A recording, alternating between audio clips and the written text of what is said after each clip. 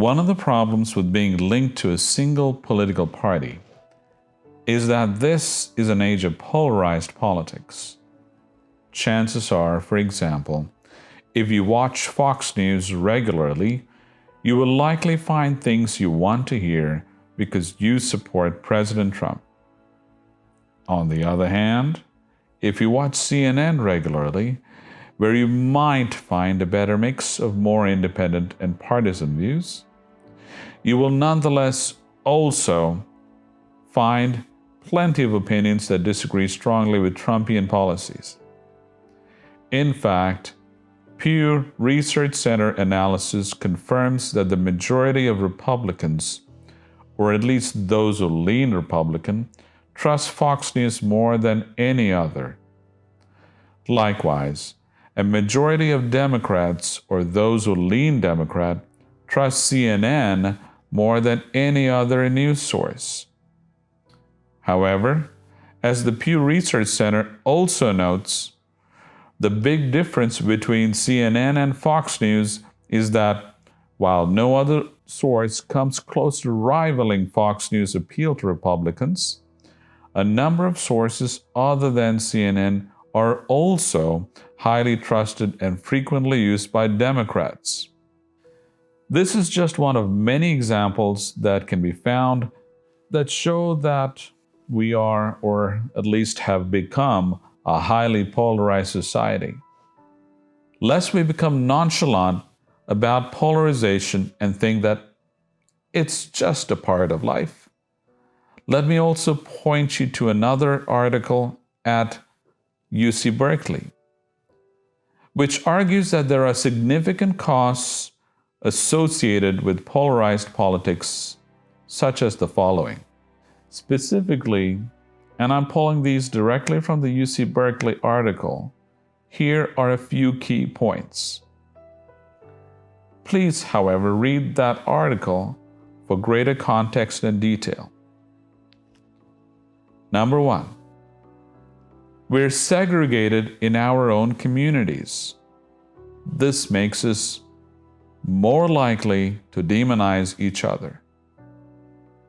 Number 2, our political culture is more and more antagonistic.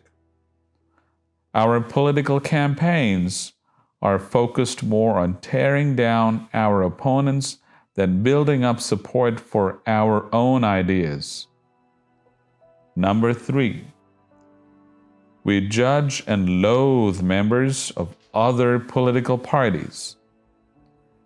While political disagreement is normal in a democracy, personally demonizing our opponents is not.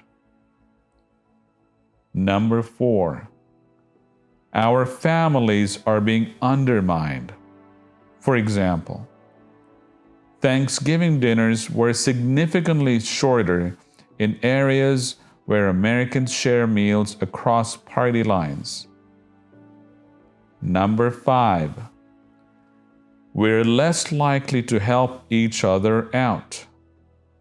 The article further reminds us that several studies suggest that contact across social classes seems to promote well-being and kind and helpful behaviors like gratitude and generosity. Number 6, our physical health is probably suffering. Studies find that individuals who harbor racial prejudices and fears experience elevated levels of stress and other physiological responses that, over time, can wear down their muscles and damage their immune systems. Number 7, we're more and more stressed out. In the 2 years that have passed since the 2016 election, an increasing number of Americans now say it's, quote, stressful and frustrating to talk about politics with people they disagree with. Number 8, we feel pressure to conform in our groups. Polarization doesn't just manifest as intergroup conflict, It also changes the dynamics within groups, as members feel more pressure to conform in their beliefs and actions, which makes internal dissent and diversity less likely. Number 9, deception is more likely. People condone lying against enemy nations.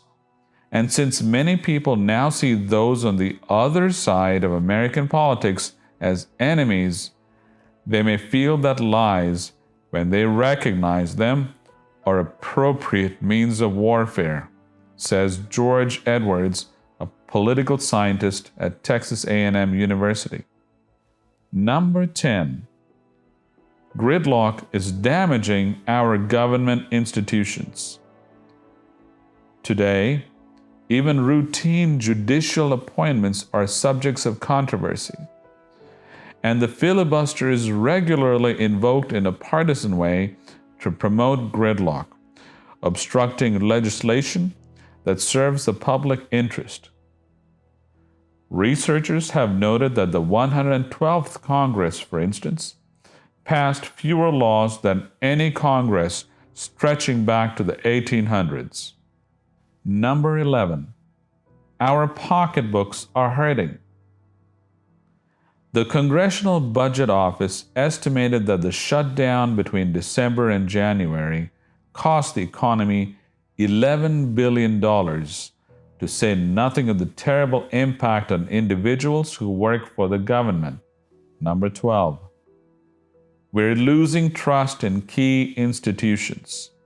Some people are losing faith in institutions that were once trusted by a broad swath of the American public. For instance, political parties are now polarized over whether they even trust higher education, which provides the bedrock of educational and research support for much of American civic and business life. Number 13, it's hard for us to solve problems even when we do agree.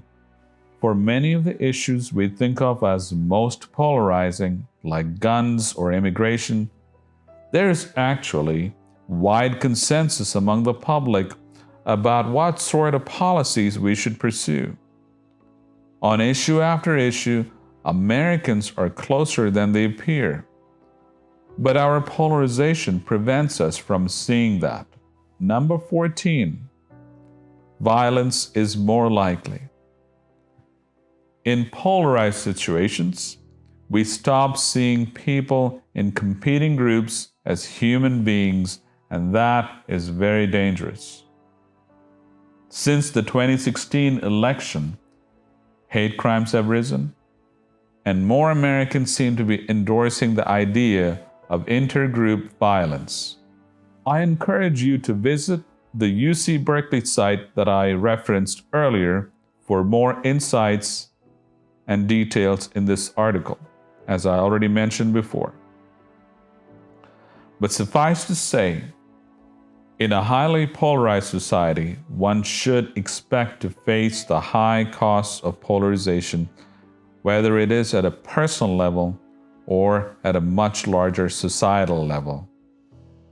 On a maybe slightly brighter note, though, it is worth noting that the article that I referenced heavily in this video does briefly touch upon solutions, including facilitating more intergroup contact to changing the way we talk to each other over social media and in real life.